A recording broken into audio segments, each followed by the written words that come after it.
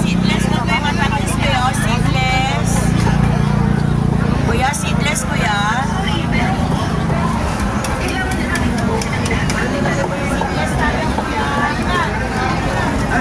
Dali ka na kain tayo, Besh. May agayan.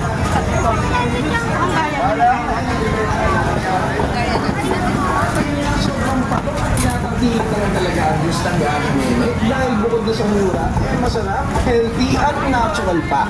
Hindi daw kasi sila gumagamit ng kahit anong powder o kahit anong dragon fruit flavoring para mapasarap ang kanilang juice. And yes, nakakatakam naman talaga kasi grabe, may kita mo talaga sa iyong harapan na 100% totoo at fresh dragon fruit yung nilalagay nila. Sa totoo lang, bawat higop ko ay mayroong dragon fruit akong nangunguya at nalalasahan. Sobrang galing. At ayun, marami nga din daw bumibili ng kanilang dragon fruit juice dahil mas nakakamura daw yung mga tao dito.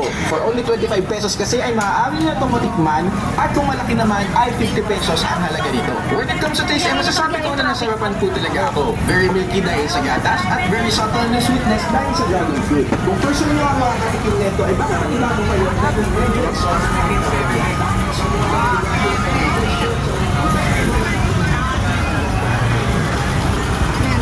Marami ganyan.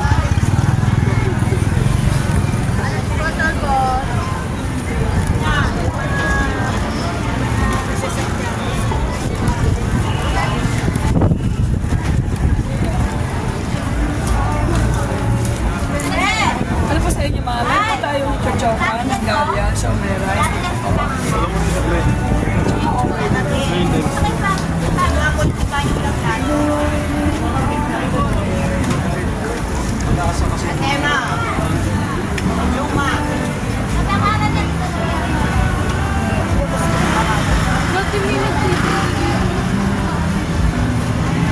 Atema ka mo wala kung katoy nila ko.